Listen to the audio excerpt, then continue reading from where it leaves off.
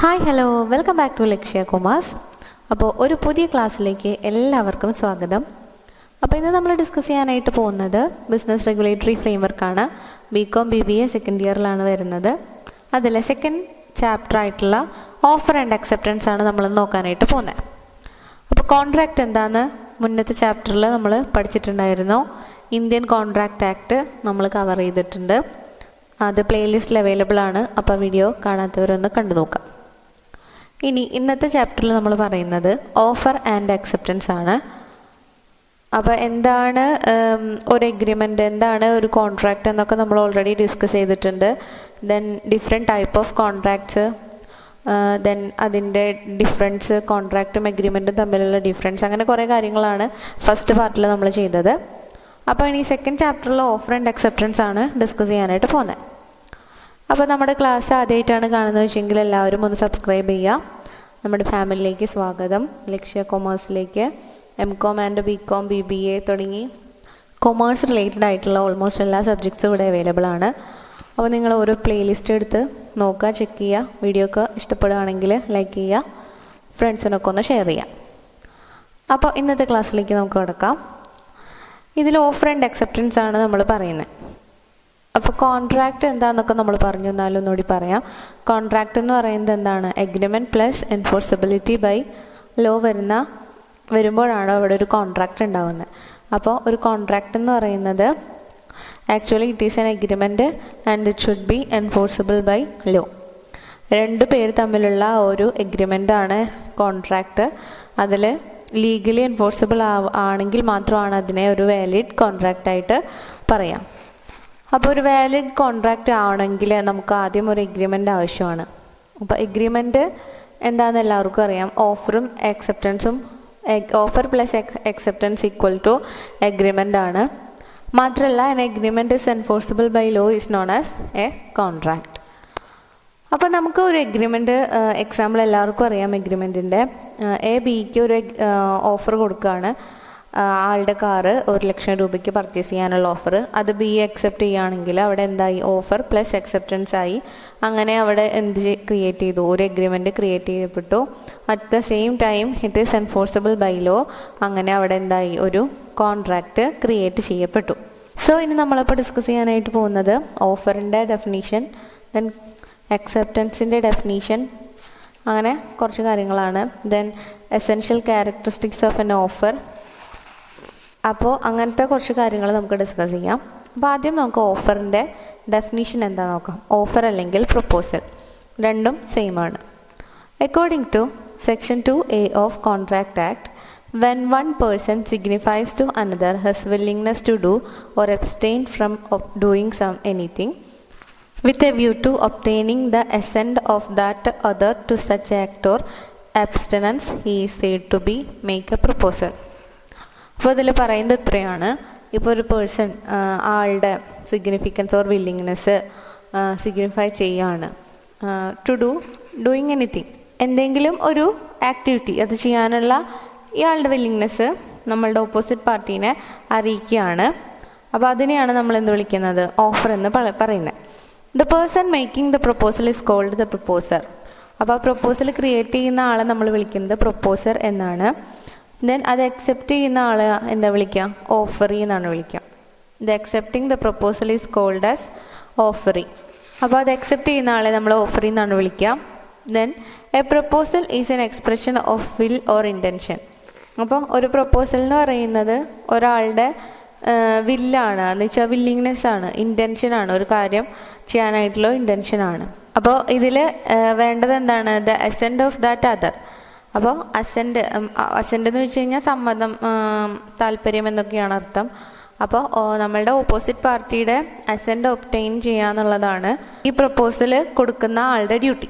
അങ്ങനെ രണ്ടുപേർക്കും സമ്മതമാണെങ്കിൽ ആ ഡീൽ എന്ത് ചെയ്യുന്നു? അവരത് ഉറപ്പിക്കുന്നു. അങ്ങനെ എന്തെങ്കിലും ഒരു ട്രാൻസാക്ഷൻ ആണെങ്കിൽ, അല്ലെങ്കിൽ എന്തെങ്കിലും ഒരു സെയിലോ അങ്ങനെയൊക്കെ ആയിരിക്കാം. അപ്പോൾ അത് അവരെന്ത് ചെയ്യുന്നു? കംപ്ലീറ്റ് ചെയ്യുന്നു. അപ്പോൾ നമ്മൾ പറഞ്ഞു പ്രൊപ്പോസൽ കൊടുക്കുന്ന ആൾക്കും ദെൻ അത് സ്വീകരിക്കുന്ന ആൾക്കും ഒരേപോലെ ഫ്രീ കൺസെൻ്റ് ആയിരിക്കണം. ആരെ കൊണ്ടും നിർബന്ധിച്ച് ഒരു കോൺട്രാക്റ്റിൽ എൻട്രി ചെയ്യിപ്പിക്കാനായിട്ട് പാടില്ല. അത് ഒരു കോൺട്രാക്റ്റിനെ സംബന്ധിച്ചിടത്തോളം ആ കോൺട്രാക്റ്റിനെ വാലിഡ് ആക്കാനായിട്ട് സഹായിക്കില്ല. സോ ഇതാണ് ഓഫർ ഓർ പ്രപ്പോസൽ. ഇനി ഹൗ ഇസ് ഓഫർ മെയ്ഡ്, എങ്ങനെയാണ് ഒരു ഓഫർ ക്രിയേറ്റ് ചെയ്യുന്നത് നമുക്ക് നോക്കാം. അപ്പോൾ നമുക്കൊരു offer either by words spoken or by words written. അപ്പോൾ നമുക്കത് ഒരു എഗ്രിമെൻ്റ് ആക്കി എഴുതിയിട്ടും അല്ല ഓറലി നമുക്ക് എന്ത് ചെയ്യാം, ഒരു ഓഫർ ക്രിയേറ്റ് ചെയ്യാം. So this is an express offer. അപ്പോൾ അതിനെ നമ്മൾ വിളിക്കുന്നതാണ് ഒരു എക്സ്പ്രസ് ഓഫർ. അതെന്താണെന്ന് വെച്ച് കഴിഞ്ഞാൽ നമ്മൾ എഴുതിയോ റിട്ടണോ അല്ലെങ്കിൽ ഓറലിയോ നമ്മളുടെ വില്ലിങ്നെസ് ഒരാളെ അറിയിക്കുകയാണ്. അപ്പോൾ അതിനെയാണ് എക്സ്പ്രസ് ഓഫർ എന്ന് പറയുന്നത്. ഫോർ എക്സാമ്പിൾ പറയുകയാണെങ്കിൽ എ എന്ന് പറയുന്ന വ്യക്തി ബിയോട് ഓറലി അല്ലെങ്കിൽ റിട്ടൺ ആയിട്ട് എക്ക് സെല് ചെയ്യാനുള്ള ഒരു പ്രൊഡക്റ്റിനെ കുറിച്ച് അറിയിക്കുകയാണെങ്കിൽ നമുക്കതിനെ ഒരു എക്സ്പ്രസ് ഓഫർ എന്ന് വിളിക്കാം. ഇനി ഒപ്പം തന്നെ an offer is made by conduct or behaviour, it is known as an implied offer. അപ്പോൾ എക്സ്പ്രസ് ഓഫറും ഉണ്ട്, ഇംപ്ലൈഡ് ഓഫറും ഉണ്ട്. ഇംപ്ലൈഡ് ഓഫർ എന്ന് വെച്ച് കഴിഞ്ഞാൽ നമ്മളിപ്പോൾ നമ്മളുടെ കണ്ടക്റ്റിലൂടെയോ അല്ലെങ്കിൽ ബിഹേവിയർ കൊണ്ടൊക്കെയോ ക്രിയേറ്റ് ചെയ്യുന്ന ഓഫറിനെയാണ് ഇംപ്ലൈഡ് ഓഫർ എന്ന് വയ്ക്കുന്നത്. ഇപ്പം നമ്മളൊരു എക്സാമ്പിൾ പറയുകയാണെങ്കിൽ ഇപ്പോൾ ട്രെയിനിന് ടിക്കറ്റ് കൊടുക്കുന്നുണ്ട്. അപ്പോൾ ആ ടിക്കറ്റ് കൊടുക്കാനുള്ള ക്യൂവിൽ നമ്മൾ കയറി നിൽക്കുകയാണ്. അപ്പോൾ അതിനെന്ത് വിളിക്കാം, ഒരു ഇംപ്ലൈഡ് ഓഫർ എന്ന് വിളിക്കാം. കാരണം നമുക്ക് ആ ട്രെയിനിൽ യാത്ര ചെയ്യാനായിട്ട് താല്പര്യമുണ്ടെന്നുള്ളൊരു പ്രപ്പോസൽ അല്ലെങ്കിൽ ഒരു ഓഫർ നമ്മൾ ആർക്ക് പ്രൊവൈഡ് ചെയ്യാണ്, അതോറിറ്റീസിന് പ്രൊവൈഡ് ചെയ്യാണ്. സോ അതാണ് ഇംപ്ലൈഡ് ഓഫർ. അപ്പോൾ എക്സ്പ്രസ് ഓഫറും ഉണ്ട്, ദെൻ ഇംപ്ലൈഡ് ഓഫറും ഉണ്ട്. ഇനി അടുത്ത് നോക്കുന്നത് essential characteristics of a valid offer. അപ്പോൾ essential characteristics of a valid contract നമ്മൾ പഠിച്ചു. ഇനി essential characteristics of a valid offer. അതിലൊന്നാമത്തെ, the terms of an offer must be clear and certain or at least capable of being made certain. എന്തായിരിക്കണം, ഒരു offer എപ്പോഴും certain ആയിരിക്കണം, definite ആയിരിക്കണം. ഇൻഡെഫിനിറ്റോ അൺസെർട്ടൈനോ വാല്യൂസോ അല്ലെങ്കിൽ ക്യാരക്ടറിസ്റ്റിക്സോ ഒന്നും ഒരു ഓഫറിന് പാടില്ല. ഇപ്പോൾ 2 വീട് വിൽക്കാനുണ്ട്, അതിൽ ഒരു വീടാണ് നമുക്ക് സെല് ചെയ്യുന്നത് വെച്ചെങ്കിൽ അതിലേതാണ് വിൽക്കുന്നതെന്ന് നമ്മളോട് എന്ത് ചെയ്യണം, ക്ലിയർലി സ്പെസിഫൈ ചെയ്യണം. പിന്നെ അത് മാത്രമല്ല അതിലത്തെ ടേംസ് ആൻഡ് കണ്ടീഷൻസ് എല്ലാതും ഒരു ഓഫർ നമ്മൾ ക്രിയേറ്റ് ചെയ്യുമ്പോൾ അതിനോടൊപ്പം തന്നെ പറയണം. ദെൻ ഹിഡൻ ആയിട്ട് ഒരു ഇൻഫർമേഷൻസും വെക്കരുത്. ദെൻ അത് ക്രിയേറ്റ് ചെയ്തതിന് ശേഷം നമുക്ക് എന്ത് ചെയ്യാൻ പറ്റില്ല, അങ്ങനെ കുറേ ഹിഡൻ ടേംസ് ഒന്നും കൊണ്ടുവരാനായിട്ട് സാധിക്കില്ല. അപ്പോൾ അതാണ് ഷുഡ് ബി സെർട്ടൈൻ. അടുത്ത പറയുന്ന ക്യാരക്ടറിസ്റ്റിക്സ് ആണ് offer must be communicated to the offeree. Offeree എന്ന് വെച്ച് കഴിഞ്ഞാൽ ആ ഓഫർ സ്വീകരിക്കുന്ന ആളിനെയാണ് നമ്മൾ ഓഫറി എന്ന് വിളിക്കുക. അപ്പോൾ ഒരു ഓഫറിക്ക് എന്തായാലും എന്തറിഞ്ഞിരിക്കണം, ആ ഓഫർ കമ്മ്യൂണിക്കേറ്റ് ചെയ്തിരിക്കണം. എന്താണ് അതിലത്തെ ടേംസ് ആൻഡ് കണ്ടീഷൻസ് അല്ലെങ്കിൽ എന്താണ് what it is all about എന്നുള്ളത് ഓഫറി അറിഞ്ഞിരിക്കണം. So that should be communicated to the offeree. Then an offer must be made with an intention to create a legal obligation. ഇതൊരു കോൺട്രാക്റ്റിൻ്റെ essential ക്യാരക്ടറിസ്റ്റിക്സിൽ നമ്മൾ പറഞ്ഞിട്ടുണ്ട്, legal obligation create ചെയ്യണം എന്ന് വെച്ച് കഴിഞ്ഞാൽ ലീഗലി എൻഫോഴ്സിബിൾ ആണെങ്കിൽ മാത്രമാണ് അത് valid ആയിരിക്കുള്ളൂ. So it should be create legal obligation among its parties. Otherwise it is not an offer in the eye of law. അപ്പോൾ നിയമത്തിൻ്റെ കണ്ണിൽ അത് എന്താണ്, വാലിഡ് ആവണമെങ്കിൽ അല്ലെങ്കിൽ ഒരു ഓഫർ ആവണമെങ്കിൽ അത് ലീഗലി എൻഫോഴ്സിബിൾ ആയിരിക്കണം. അടുത്ത് പറയുന്നത് the invitation to an offer is not an offer. ഇപ്പോൾ ചില കമ്പനീസ് അവരുടെ കാറ്റലോഗ്സ് അയക്കും അല്ലെങ്കിൽ അഡ്വർടൈസ്മെൻറ്റ്സ് നമുക്ക് കാണാം, ഏതെങ്കിലും ഒരു കൊട്ടേഷൻസ് ഒക്കെ കാണാം. അപ്പോൾ ഇതൊക്കെ എന്താണ്, അല്ലെങ്കിൽ പ്രോസ്പെക്ട്സ് ഓഫ് ദ കമ്പനി ഒക്കെ ഒരു ഓഫറായിട്ട് നമുക്ക് കണക്കാക്കാൻ സാധിക്കില്ല. It is an invitation, it's merely an invitation to an offer. അപ്പോൾ നമുക്കൊരു ഓഫർ സ്വീകരിക്കണോ വേണ്ടയോ എന്ന് നമുക്ക് തീരുമാനിക്കാം. അപ്പോൾ നമുക്ക് വന്നിട്ടുള്ള ഒരു ഇൻവിറ്റേഷനാണ്, അത് നമ്മളുടെ ഇഷ്ടത്തിനനുസരിച്ച് എന്ത് ചെയ്യാം, അത് സ്വീകരിക്കാം. അല്ലാതെ ഇൻവിറ്റേഷൻ ഓഫ് ഓഫർ എന്ന് പറയുന്നത് ഒരിക്കലും ഒരു ഓഫറായിട്ട് കൺസിഡർ ചെയ്യുന്നില്ല. അടുത്ത് പറയുന്നത് special terms attached to an offer must be communicated. നേരത്തെ പറഞ്ഞതാണ്, എന്തെങ്കിലും ഹിഡൻ ടേംസോ കണ്ടീഷൻസോ അല്ലെങ്കിൽ ഹിഡൻ ഇൻഫർമേഷൻസോ ഒക്കെ ഉണ്ടെങ്കിൽ അത് എന്ത് ചെയ്യണം, നമ്മൾ കമ്മ്യൂണിക്കേറ്റ് ചെയ്യണം. അല്ലാതെ അത് ക്രിയേറ്റ് ചെയ്തതിന് ശേഷം എഗ്രിമെൻ്റ് ആക്കിയതിന് ശേഷം ഓഫറിയോട് അത് ഫുൾഫിൽ ചെയ്യാൻ പറഞ്ഞു കഴിഞ്ഞാൽ ചിലപ്പോൾ അത് പിന്നെ അത് നിയമ നടപടികളിലേക്ക് പോകും. സോ എപ്പോഴും ഓഫർ കൊടുക്കുന്ന ആൾ അല്ലെങ്കിൽ proposer should be communicated the hidden terms or conditions. അപ്പോൾ ഹിഡൻ ടേംസ് ഓർ കണ്ടീഷൻസ് ഒക്കെ എപ്പോഴും മെൻഷൻ ചെയ്യണം. An offer may be to an individual or to the public at large. ഇപ്പോൾ ഒരു ഓഫർ എന്ന് പറയുന്നത് ഒരു ഇൻഡിവിജ്വലിന് വേണ്ടിയിട്ടാകാം, അല്ലെങ്കിൽ ഒരു ഹോൾ പബ്ലിക്കിനാവാം. അപ്പോൾ അങ്ങനെ when an offer is addressed to a definite person or body of person is known as specific offer. അപ്പോൾ നമ്മളൊരു ഇൻഡിവിജ്വലിന് മാത്രമായിട്ടാണ് ഒരു ഓഫർ പ്രൊവൈഡ് ചെയ്യുന്നതെങ്കിൽ അതിനെ നമുക്ക് സ്പെസിഫിക് ഓഫർ എന്ന് വിളിക്കാം. പിന്നെ മാത്രമല്ല, ഇപ്പോൾ ഒരു പബ്ലിക് അറ്റ് ലാർജ് ആണ്, നമ്മൾ അഡ്രസ്സ് ചെയ്യുന്നത് ഒരു ഹോൾ വേൾഡിനാണെങ്കിൽ ഇറ്റ്സ് എ ജനറൽ ഓഫർ. അപ്പോൾ രണ്ട് തരത്തിൽ നമുക്കതിനെ കൺസിഡർ ചെയ്യാം, ഒന്ന് സ്പെസിഫിക്കും രണ്ട് ജനറലും. അടുത്തത് offer may be express or implied. എന്താണ് എക്സ്പ്രസ് പിന്നെ എന്താണ് ഇംപ്ലൈഡ് ഓഫർ എന്നൊക്കെ നമ്മൾ പറഞ്ഞു. ഓർലി അല്ലെങ്കിൽ റിട്ടേൺ പറയുന്ന ഓഫറാണ് എക്സ്പ്രസ് ഓഫർ.